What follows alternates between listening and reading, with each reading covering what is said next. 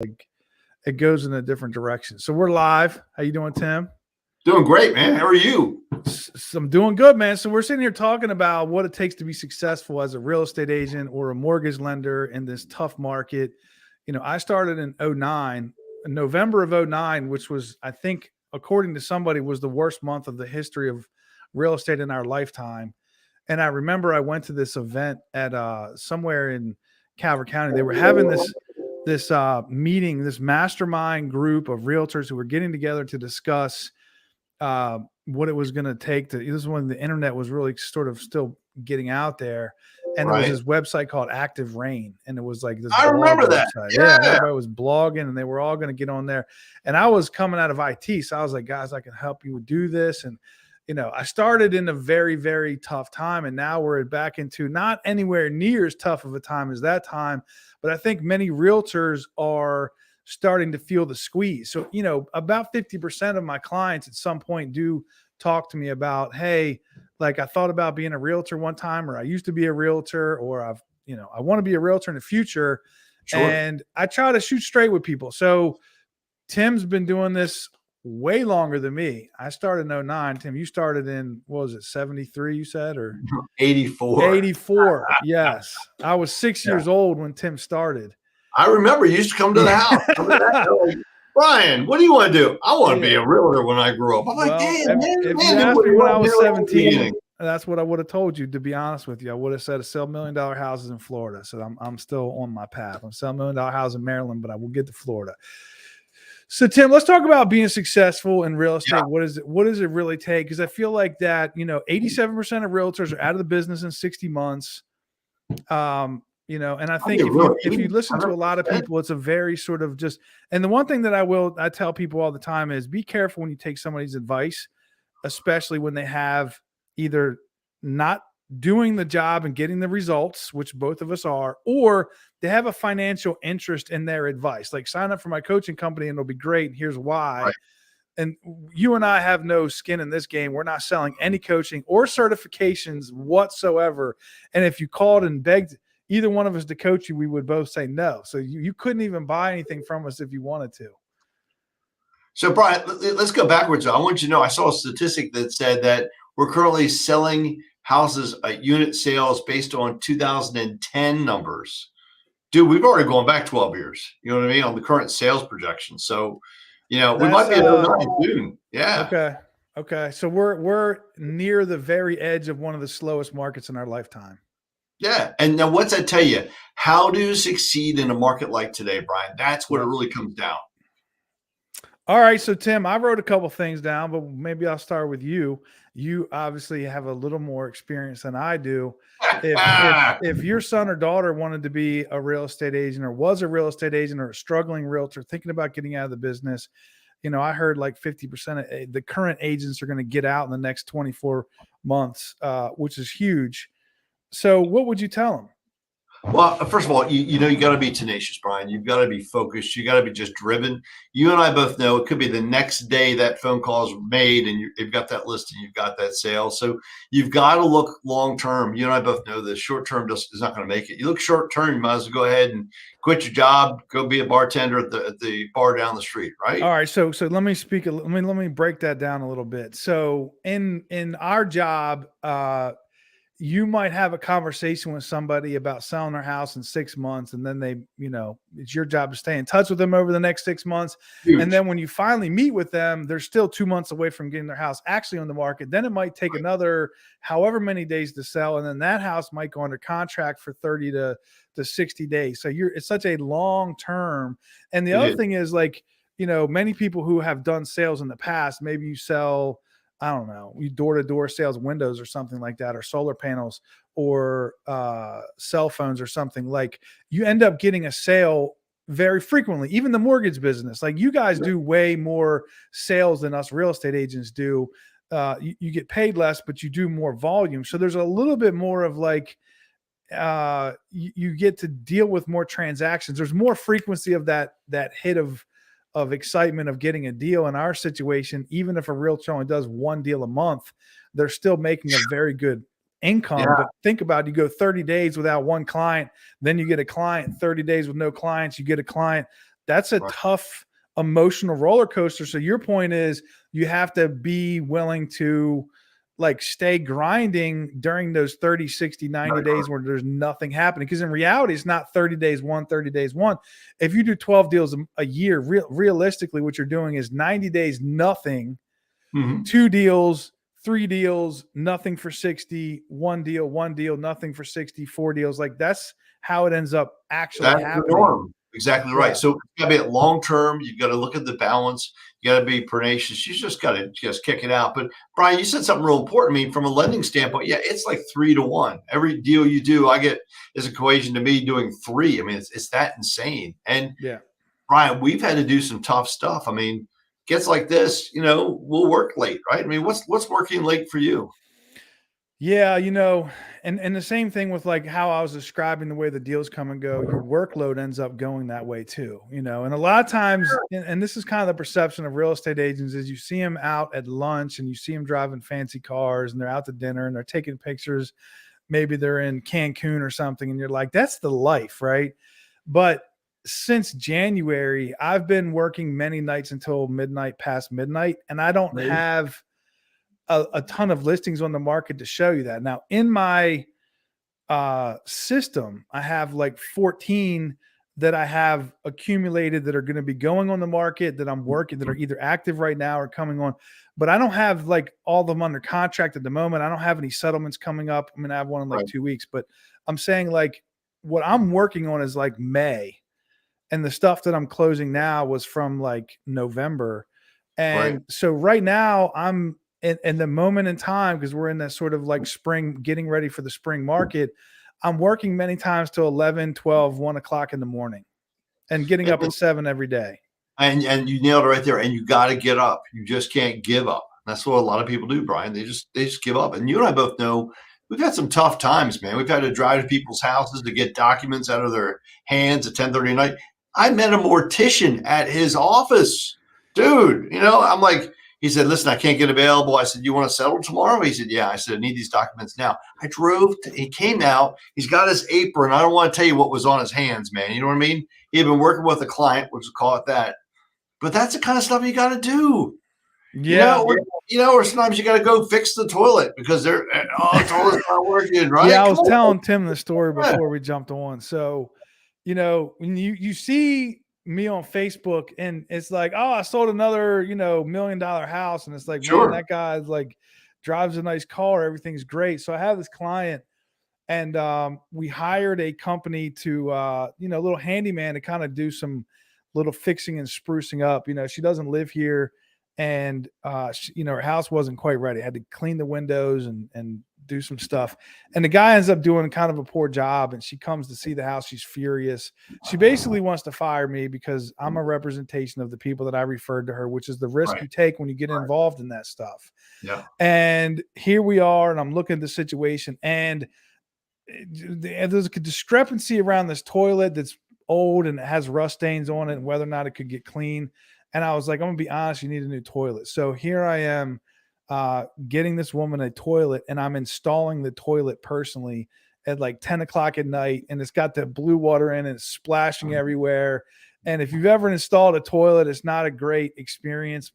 I've done it before. I'm pretty, take care of business guy, but I'm looking at this thing and I'm thinking, I don't think most realtors would do this, No, they nor wouldn't. do they even, or most people think that this is what I would be doing. Like this was after I rewashed all 14 of her windows inside and out, panels open, scrubbed them, and, Wow. and then I had to, some other stuff with their water softener. The point is, it didn't occur to me to like tell her, I'm sorry things didn't go this way. It's not my fault. We'll see if we can make it right. What do you want me to do? It was like, what Right. is it going to take? I'll get you a new toilet. I'll be down there tomorrow. And there I am at 10 o'clock at night, putting in this woman's toilet, splashing blue water all over the place. And I got the listing. It's going up for sale in a couple days. You guys will all see it. And you'll think that, oh, it's just another one. And we just went out there and rock and rolled. I'm going to be shooting a video, but that's not the whole story. There's Did you been a shoot, lot of did you hours shoot a there. video with the toilet? You should. I would have I a did video. actually. I sent a video to her to show her the toilet, so I have the video of the toilet.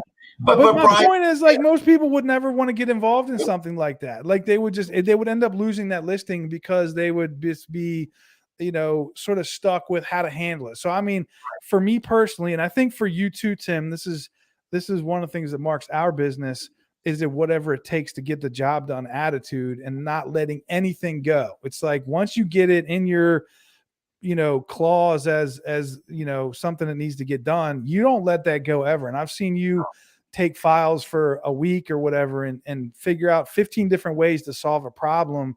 And it's like, most people would never spend that amount, because it's not a good investment of your time to, no, to it's not. spend that time, because you could be growing your business and I could also be growing my business during that time. But it is one of the things that makes me successful and you successful, is like, whatever it takes to get the job done, no matter what. We're solving this problem. These people are going to get whatever they came to get. But Brian, you nailed it right there. But remember, you go deeper with one relationship, and I think it's what we're talking about here. You go deep with that one relationship. What's going to happen? They're going to refer you to other people, And they right? do, and they do, but Yeah. that's not ultimately, because in this situation, she's not. She moved to Florida already. I'll never get another dollar out of this client, and I'm totally fine with that. It's more of a But personal you might get thing. referrals, right? No, I'm not. No, it's okay. She's moved to Florida. Like, she does, it's fine. I don't do it for the referrals. It's more of like a thing where it's, first of all, I need to sell this house. I need the money. Like, this is what I Right. do. This is all, I don't What you have, do my for a wife living. doesn't have a job. This is all the money I have. This Yeah. house is selling one way or another. If I have to put a toilet in at 10 o'clock at night, it's going to happen. And back in the day, Tim and I, like, we did all these clients. If I brought all the names up, you'd remember. But I was showing houses this guy at 10 o'clock at night, because back in the day it was all foreclosures. We're driving around Waldorf. I'm taking him over to Tim's office at 10 o'clock at night. It's pitch black. We're like finessing the numbers at the last minute to get this guy in Make this it work. house. You know Exactly what I right. mean? And I remember showing houses to this one client at 1 o'clock in the morning, is the foreclosure. And it's just whatever it takes to get the job done. So that's the first thing, is that sort of fortitude. Let's use the word Right. fortitude. How about that? That's a good word, man. All I right. think you need to be coachable, Brian. It's about coachable, because you and I both Coaching and know hiring coaches, Tim. So, you you've got know, to. and I've known you since 2011, and you've had a coach Yep. the entire time. So, and I Correct. think at a minimum, you're at about 2,500 a month for the coaching that you were with. I don't know what you're doing now. Yeah, but I mean, think. Yeah, okay, so $30,000 a year, That's but Brian, $30,000 a year for over 10 years, Tim. That's $300,000 that I know of. And I know you and also fly out all the time. I do. I just came back You just from got back from LA. Yeah, California. You fly out 3 or 4 times a year, and you pay for your whole team to go. So you're yeah, probably dropped, $500,000 in coaching in 10 years. Half a and million. And that's it, just coaching. That's not even like, Brian, they're not doing it, anything for you. it's paid me back tenfold. Okay. That's the difference, because Listen, I need people to tell me, hey, by the way, this is how you approach this subject, or hey, this is how you can open up the door, or hey, what can you do to open up one more relationship, or how can I teach and coach more agents? I mean, okay, Brian, I do classes. What am I doing every Wednesday? I'm teaching a class, right? I'm teaching a class today on yeah, but achieving that's for credit other people and excellence. they get it for free. I'm talking about spending money on a coach to coach you Okay, in your own but personal my point business. is, one of the things my coaches said was, you got to constantly reinvest in your community. Dude, I'm reinvesting.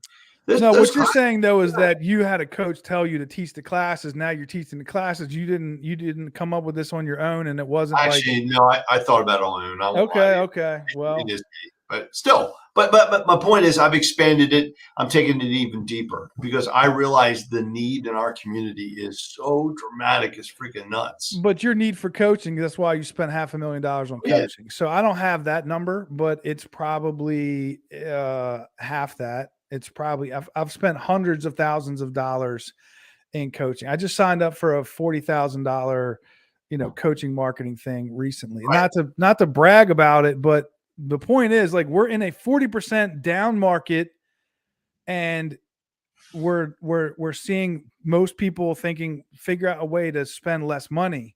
Correct. And I know you just got back from California doing coaching. You have a new coaching partner that you're working with that's helping you Right. come up with new ideas. And something that we've both done for our entire careers is rely on the success of others to help come up with the ideas and the ways to do it. Like, I think one of the biggest mistakes realtors make is, I had these two guys working with me, and like they're brand new. They've never even sold a house before, and every day they got a new idea. It's like, oh, you know, what we need to do. Let's go stand out in front of this place, and we're going to hand them a thing, and then when they see it, they'll get our name, and then it's like, you don't understand. Come on, we're going to buy a house, right? Here's what I told them. And this is my advice. Don't come up with any ideas on your own about anything until you have enough money doing something that somebody else is showing you how to do, and then that becomes a hobby. That is a hobby. What your little idea of whatever it is, you want to stand out and hand out donuts in front of the police station and put your name on there and bumper. I don't know, whatever your thing is. Go to the fair and hand out bumper stickers, whatever. That is a hobby until you have figured out how to make enough money to support yourself. And until then, you need to like figure out whatever your coach is or whatever somebody else who's successful is doing. And you need to learn how to do that first, and don't come up with any ideas. Like when you get brand new agents, the first thing they want to do is work on their website. And then they want to build out their business card. Then they want to work on their Facebook page. And it's like, in all the years that I've done, the hundreds of houses or thousands of deals that we've done all together, not thousands, but hundreds, right? It's I can't tell you any that I ever got off my website directly or my business Facebook page, plenty off my personal Facebook page. And haven't even had a business card in probably 10 years. I have no business cards. So they're definitely not getting it from your business card, right? I mean, that's not. What do you do when someone gives you a business card? You pick your teeth with it, and then you stick it in your car, and then you throw it away. That's what you do with it. Come on. It doesn't have as much relevance in today's marketplace. That's correct. No. You're right. No, but you're constantly reinvesting in yourself, and I think that's what you're talking. You're investing in your equipment. I mean, look at your microphone. Look what you got going on. I mean, that's the win. Right? I got all that from coaching. So the whole way I started at EXP Realty was because EXP Realty has this sort of upline downline thing, and in my upline, my direct upline is Michael Reese. Michael Reese is the co-founder of National Association of Expert Advisors. Oh, wow. And their entire coaching program is the process that I used to sell houses for more money that I learned from them like 7 or 8 years ago, that I literally religiously follow their process. And I made it added to it. I add things to their process, but the whole pre-appraisal, pre-home inspection, decorating consultation, professional photos, the way that you explain the market and how you do it, I learned that. Just to finish up on the coaching story, I go to DC. I don't have a lot of money at this particular time, but I did have a lot of deals working, and I was getting like ground up. I'd say working in real estate is like living in a garbage disposal. And I felt the pressure of all this. And we were successful, but I felt miserable because it was so hard. Right. And I'm in this thing, and it's DC. It's like 2:00 in the afternoon. You got to find parking and walk. It's in this hotel. You know, I think the guy who booked it probably didn't realize DC is like the worst place. Like, go outside of DC. But anyway, I'm in there. He's showing this presentation, and I stood up halfway through, and I was like, bro, listen, I'm good, man. I just want to sign up for this. I already know I need whatever you're selling. I need to catch traffic because I don't need to listen anymore. And he's like, you're a decision maker. You're going to be good. So I go outside. It's $3,500. I sign up. I get there Monday. I'm like, I don't even know what I signed up for, man, but I'm ready. Let's go. What are we doing? Yeah. And that was the coaching program that literally changed my whole career. And I was so ready to sign up for it because I knew these people had spent the hours and the millions of dollars in their case to figure out the systems that they were using to be successful. And they're coaching agents that are selling thousands of houses a year, and I'm learning from them. So you're coaching with people that are also doing thousands of loans, and they're showing you what they're doing, and it's making it easier for you. So coaching is way, it's a no-brainer, dude. It pays it for itself tenfold. You know that.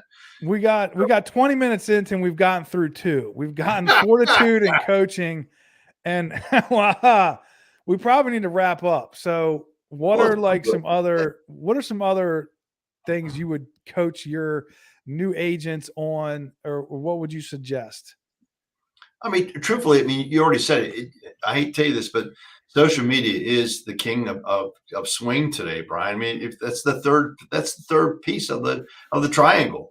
It's tenacity, it's coachability, take direction and guidance from those that have already achieved it, and then you can be a secret agent and you're going to get jack.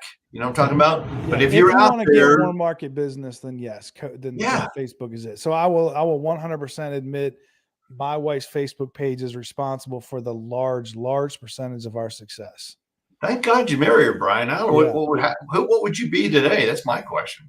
I'd probably still be working at CNF Mortgage, or I'd be at Interlink.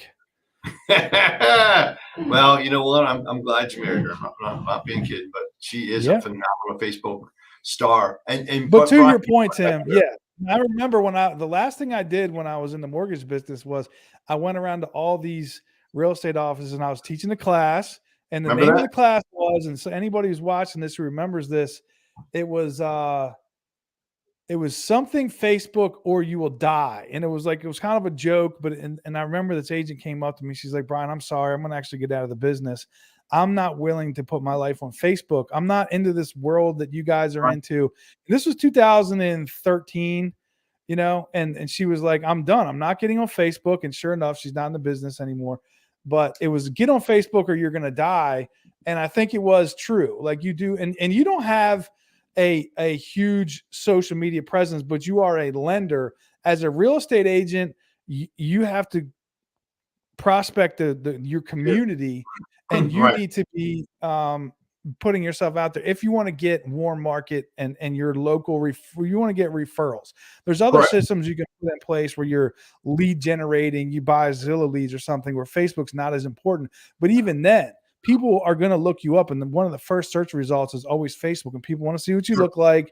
They want to see what you're all about. And if your Facebook page is dead and not your business page, your personal page, that's really where most of that interaction takes place. So TikTok, though, Tim, are you going to be getting on TikTok soon? You know, I want to be a TikTok star, but someone told me that TikTok was mainly for 15 to 25-year-olds. It's not really my audience. Okay. So because I'm listening to what you're telling me, and you and I have said that we've really got to focus more on the internet and social media. And I'm trying to find out, how do I reach the age group that's going to be purchasing homes? And I think it's more Instagram. I think it's more Facebook. I think those are the two top providers, right? Well, I'll tell you what, the thing that I would suggest is reels, shorts, whatever you call them, the vertical videos that are 60 seconds or less. Those are what people are spending the most time on. And those are the things that both YouTube, Instagram, and Facebook, and that's all TikTok, but they're putting that higher in the algorithm. Like if you create one video like this, and then we take that same video and you clip it and make it 60 seconds vertical, you'll put them together up at the same time. One will get way more views than the other one because of the way the algorithm is. Well, So and I think it's people's attention span. Let's face it, Brian. Our attention span is shot to hell, right? I mean, yeah. We won't get more. Social media is number 3. What do you have anything else you want to add? Brother, I always have another one. Come on now, right? What is it? What's your last next tip? Dude, if you don't know what the hell you're doing, if you don't have the knowledge and the education, that's half the battle, man. I'm serious. Because look, if you don't know, what type of house can be financed, can this be financed? What needs to be done? What's it going to take to sell? I mean, there's so many factors involved, right? Think about it. All right. So I think what you're saying, though, and if I want to just jump in, if you go to work for Tim Murphy, most likely you're not going to necessarily, he wouldn't, if you had your son or daughter said, I want to get in the mortgage business, you would probably, I'm pretty sure you're not going to say, go get your license, go find some realtors and market to them. You're going to say, what? Come work for me. And you're going to start by answering the phones, and then you're going to take loan applications. Exactly right. And to your point, Tim, you have to learn how to do the job. So as a realtor, I say join a team.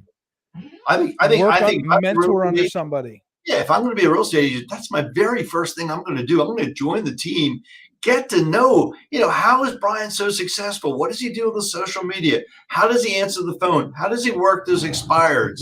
What's he do with the for sale by owners? How does he close the deal? How does he get the listing over 5 other people? How does he get the sale? And if I worked at Tim Murphy's office, I would do everything I could to get my office next to Tim's office, and I'd leave my door open, and I would listen to everything he says all the time. And any chance I can to sit in on a meeting, a phone call, a face-to-face, go on appointments with him, anything that I can do to learn whatever Tim says and does, I would just do whatever Tim says and does. And I think that's what I would be doing. Right? Yeah. No, I think you nailed it. Take your ego out of it. Tim's more successful than you. Shut your mouth. Go down there. Be humble. You're not a rock star yet. You need to learn from somebody who's great at it, and you need to do what they say. And that's where ego gets in the way for most people. I think pride and ego cost people a ton of money in this business. It does. And at the end of the day, remember, you're basically being a servant. I mean, I won't, you have to have a servant attitude. You know, I've talked about that before, right? If you're not if a servant attitude, dude, you're not gonna kill it. I want to help everybody. I want to help everybody grow. I want to be financially, well Well, what off. I mean though is that you want to learn from a master, Tim. And I'm Yep. saying if you have the opportunity to go be a mortgage lender and you can get close to Tim Murphy in any way and listen to what he says and what he does, instead of coming up with your own idea of doing TikTok videos or whatever, like Tim's been killing it since 1984. Figure out what Tim's doing, get close to him, or if you're a real estate agent, get next to a great real estate agent and Right. become their shadow. Like, I will buy you coffee. I will do whatever you want me to do in order to learn what I need to learn. Like when I was in the mortgage business, I used to go to this builder's meetings, and I wasn't even on his preferred list. I would go to his meetings, all of them, and I would input. Like he made a lot of decisions based on my input, and I was getting nothing out of it. But I was learning from a guy who was running a multi-million-dollar business, how he ran his business. And after the meetings were over, we'd sit and talk, and I'd learned a lot just by being around him. Right. But I think, what else would you recommend, Brian? That would be the one we might have started with, Tim, is like mentor under somebody and find somebody who's doing it on a high level and suck it up. And that was the other thing, is like I was getting ready to move to South Carolina like 4 years ago, and I was making relatively speaking a lot of money, and I was going to give up 50% of my income, move my whole family to another state I to learn remember that. from a master. And that's where, when I interview so many people, the biggest thing is like, well, I want to worry about my business and I want to make sure. It's like, bro, you are at a 13% chance you're even here in 60 months. Like, and that's, even then there's only still a 5% chance you make $100,000. Like, the chances of you being successful are so slim. And even if you are, maybe you sell 12 a year and you make $100,000, you're not really successful as a real estate agent selling one deal a month. That's not real success. You're making a lot of money if what you used to do, you made 30,000 and now you're making 100, but you're not really like a big realtor at that point, to be honest with you. Your goal is to make what, 250, 500, $1 million? I mean, I I would I mean, would say like you have to be doing at least 2 to 3 or 4 deals a month in order to be like good at it. Because even if you're still doing 12, you're not great at it, because you might have 6 buyers, 6 sellers, which means you're doing one listing every 60 days. Like, you can't get good at something that you do a couple times a year. It's like you have to be doing all the time. You have to be in it. And if you can't personally get in it, get in somebody else's business. In fact, come be my shadow. Like, I need somebody to be a personal assistant. Come follow me around and I will have you do everything that I do. And you can basically do the actual job of somebody who's selling a couple houses a month. And then you'll know what it takes to sell a couple houses a month. And then you'll easily be able to transition into doing a couple houses a month. And if you want to be a lender, call Tim and beg him to let you answer the phone. come on, guys. I would love to have you. Yeah, let's go. Dude, I think we hit it, man. We're ready to You roll, crushed bro. it, Tim. Crushed it, bro. All right, That man. was it. That was solid, man. Good talk today. Have a As great always. week. Thank you for your wisdom, sir. I'll talk to you soon.